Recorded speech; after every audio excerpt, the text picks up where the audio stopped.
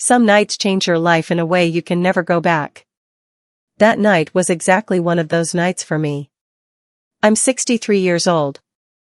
I spent years teaching, living my life in order, following certain rules. Then I retired and settled in a small, quiet town. I learned how to live with loneliness after losing Edgar. I thought I'd spend the rest of my life in peace. But no matter how much you think you've said goodbye to the past, some things show up at your door when you least expect them, like Carlos coming back. Edgar's stepson. I hadn't seen him in 3 years. Back then, he was just a reckless, carefree kid. But now, standing in front of me, he was a 27-year-old man. Life hadn't been kind to him. I could hear it in his voice when he called and asked, "Can I stay with you for a while?" I could tell he needed help. Of course, my door was open to him. But the moment I opened that door and saw the man standing there, I realized, maybe I was the one who needed help. Carlos had changed. His shoulders were broader, his eyes deeper. That boyish look was gone, replaced by something else, something bigger, stronger, and with a different kind of pull. But the real difference, I felt it the next night in the kitchen. That night. The night everything started. The air felt heavy in a strange way. There was this restlessness inside me, but I couldn't put my finger on why. Maybe I just wasn't used to hearing someone else's breath in my house after all these years of living alone. Carlos had left early in the morning and hadn't come back all day. He looked troubled. I could see it in his eyes, but I didn't ask why. Some wounds aren't meant to be opened until you're ready. It was close to midnight when I finally heard the lock turn. I felt relieved, but at the same time, there was this odd tension in my chest. When Carlos walked in, the exhaustion on his face and the slight looseness from alcohol were impossible to miss. He was a little drunk, but not out of control. When our eyes met, I could see he was carrying something heavy inside him. "You okay?" I asked as I closed the door behind him. He nodded, took a deep breath, and leaned back. "It's been a long night," he said, his voice low and tired. Looking at him, I felt this wave of tenderness. This young man was carrying too much weight on his shoulders. I hesitated for a second, then turned toward the kitchen. "I'll make you some coffee," I said. "Might help you sober up a bit." As I walked into the kitchen, Carlos followed me. While I stood at the small counter making coffee, I could feel his eyes on me. Even with my back turned, I knew he was watching me. "This place is warmer than I expected," he said suddenly. I glanced at him over my shoulder. "You mean the town?" "Warmer than anywhere I've been," he answered. But his eyes weren't looking at the kitchen. They were looking at me. For a second, my heart pounded so hard I thought it might jump out of my chest. He was watching me. For the first time in years, I felt someone's gaze on my skin. If you love hearing these kinds of confessions, make sure to join my channel, subscribe, and turn on notifications. Trust me, you won't want this story to end. The silence in the kitchen, as the coffee brewed, said more than words ever could. Carlos leaned against the counter, one hand in his pocket, the other running through his hair as he looked at me. He looked tired, maybe even a little broken. I knew he was watching me, but I focused on placing the coffee cups on the counter, avoiding his gaze. There was a strange unease inside me, but at the same time a warmth I couldn't explain. "You know," Carlos said after a moment, his voice soft, thoughtful, "sometimes, no matter where you go, you can't escape feeling lonely." I looked into his eyes as I handed him his cup. There was a vulnerability there I hadn't seen in a long time. "Loneliness is a strange thing," I said, my voice carrying a quiet sadness. "Sometimes, you get so used to it that even when someone shows up, you don't know how to handle it." Carlos took the cup, bringing it to his lips. "And you?" he asked, taking a sip of his coffee. "Did you get used to it?" I took a deep breath, feeling the weight of that question settle over me. "I don't know if I'd call it getting used to it," I admitted. "But over time, I learned to accept it. Life doesn't go back to what it was, but that doesn't mean you stop thinking about what's missing." Carlos nodded, but he didn't look away. Sometimes, people think they've gotten used to being alone, he said in a quiet voice. But really, they're just trying not to feel anything. Something about his words stirred something deep inside me. Maybe he was right. Maybe I hadn't really gotten used to being alone, I had just been avoiding feeling anything at all. For a moment, there was silence, the only sound coming from the ticking clock in the kitchen. Carlos traced the rim of his coffee cup with his fingers, watching me, his expression unreadable. There was warmth in his eyes, but also a restraint, like he was trying not to cross a line. You know, I've never seen you like this before, he said suddenly, a small smile playing on his lips. I raised an eyebrow. Like what? He shrugged, not looking away. Still this strong. And still this beautiful. After all these years. His words sent a small ripple through me, but I tried not to show it. I lowered my eyes to my coffee cup, smiling slightly. I guess time can't change everything, I said softly. Something settled between us in that moment. Maybe a closeness. Maybe the rebirth of something long missing. But I wasn't sure what it was, or if I even wanted to know. When I noticed how late it had gotten, I stood up, trying to shake off the confusion inside me. I should get to bed, I said with a small smile. It's been a long day. Carlos nodded, but his eyes stayed on me. Yeah, you're right. As I placed my cup in the sink and walked out of the kitchen, I could feel his gaze following me. It left an emptiness in my mind, a lingering thought I couldn't quite hold on to. As I made my way to my bedroom, there was a storm inside me. That conversation had stirred something deep, something I didn't know how to name. That night, as I lay in bed staring at the ceiling, I felt it again, that strange feeling. Carlos had changed. Not just in the way he looked, but in the way he carried himself, the way he spoke. And that change was forcing me to face something I had been running from for a long time. I didn't know what it was, but I could feel that something had already begun. After that night, things started to change. It wasn't something we talked about, but it became more obvious with each passing day. The distance between Carlos and me had noticeably shrunk. I don't even know how to explain it, but when I watched him sip his coffee in the kitchen, or when our eyes met over breakfast, it was getting harder to ignore the way my stomach fluttered. I wasn't the same as before. It was like something inside me was waking up, and I wasn't fighting it. I started moving more freely around the house. In the mornings, I didn't bother tying my robe as tightly as I used to, like I did back when I lived alone. But I wasn't alone anymore. Carlos was here.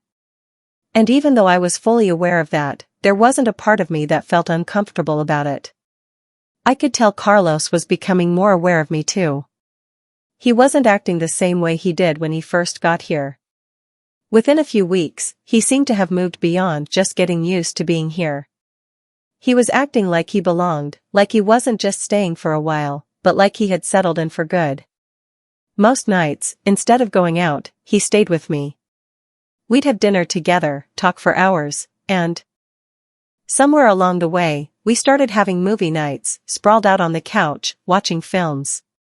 Time just slipped away. Carlos would make comments, sometimes laugh out loud, and I'd catch myself watching him instead of the screen. There was a warmth inside me I hadn't felt in years.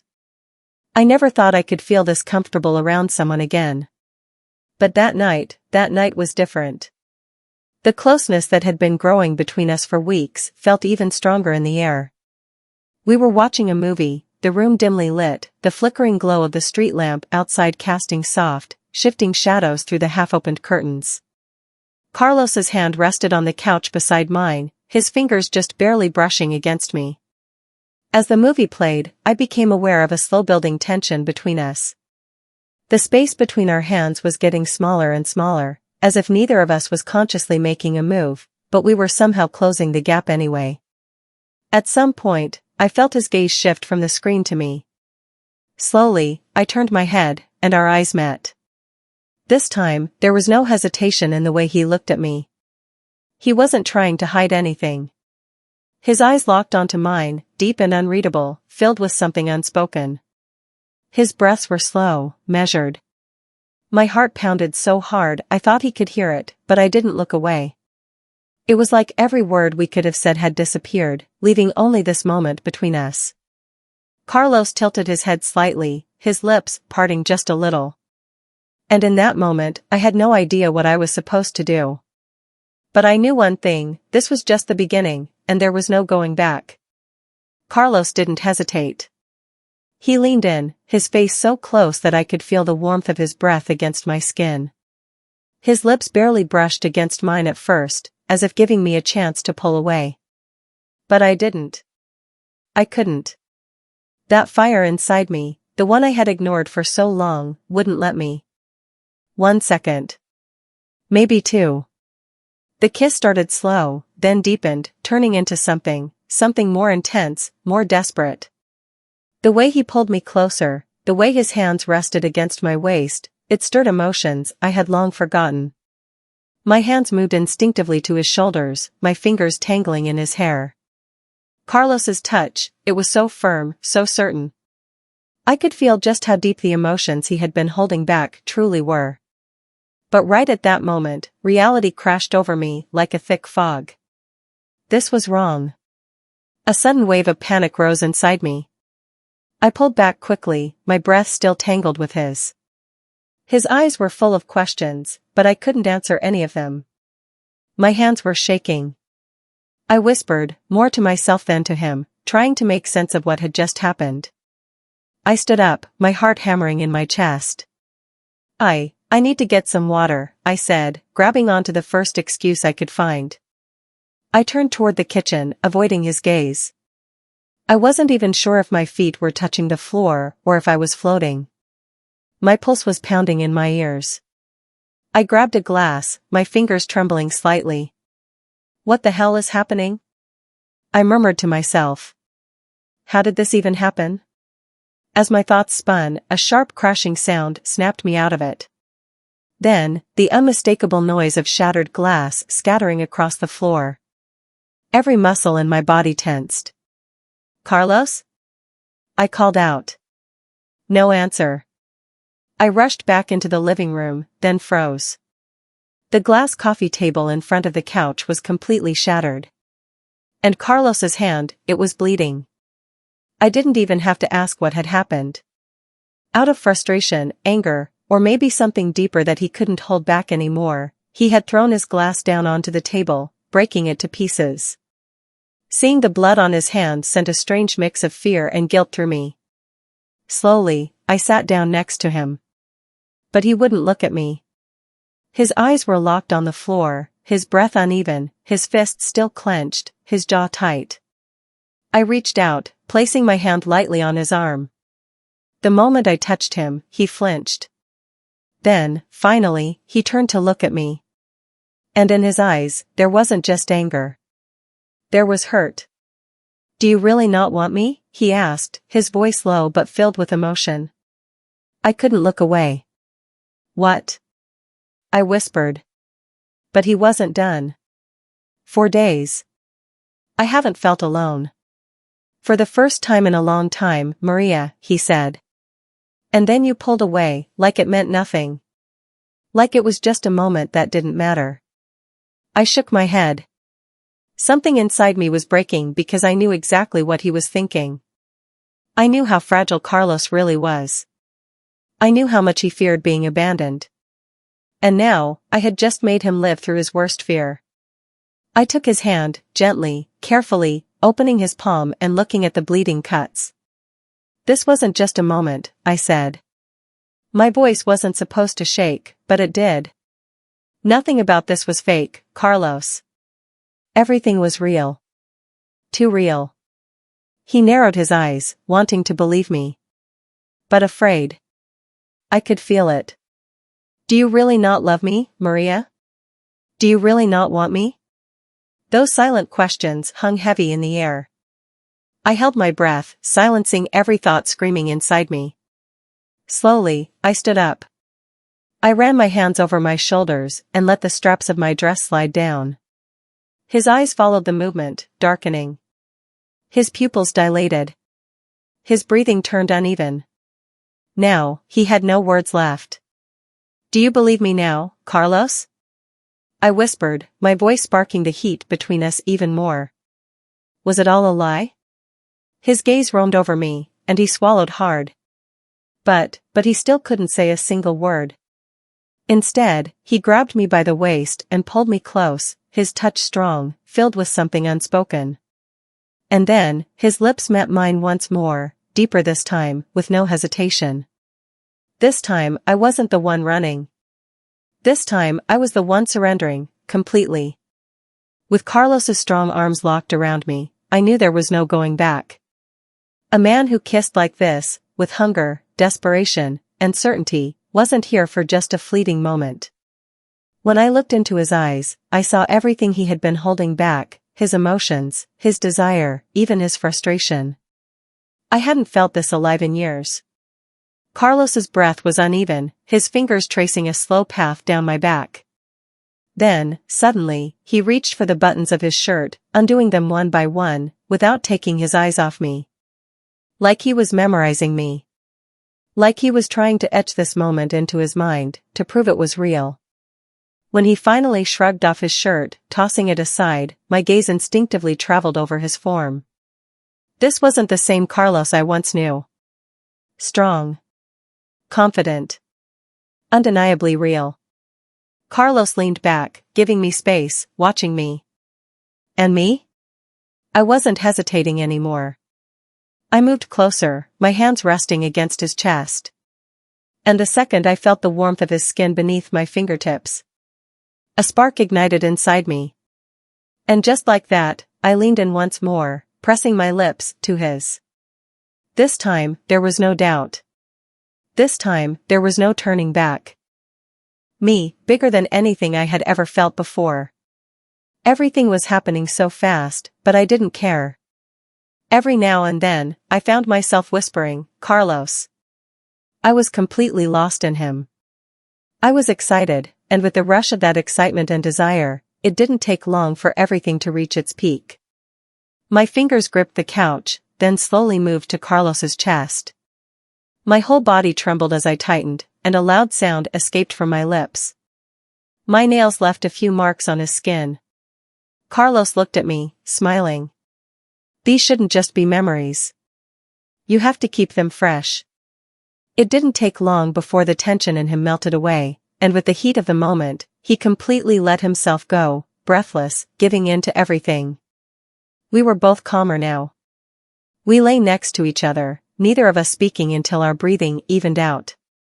That night, as we lay there side by side, a heavy weight settled inside me. What the hell were we doing? I took a deep breath, staring up at the ceiling. What happens now, Carlos?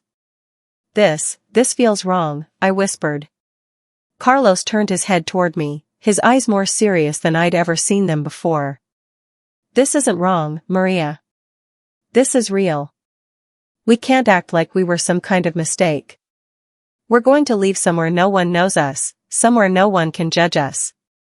I want a happy life with you. His words hit me hard. Was he serious? For even a second, I had thought maybe this was just a passing thing, a moment of weakness. But now his words carried a much deeper meaning.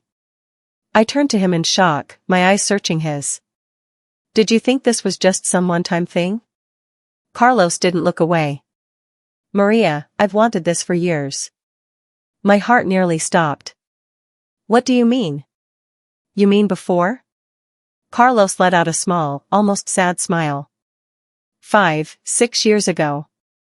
Even when Edgar was alive, even when we lived in the same house. I liked you. I wasn't ready to hear that. My heart pounded like crazy. Carlos, I whispered, but I had no idea what to say. Carlos sat up slightly, leaning closer.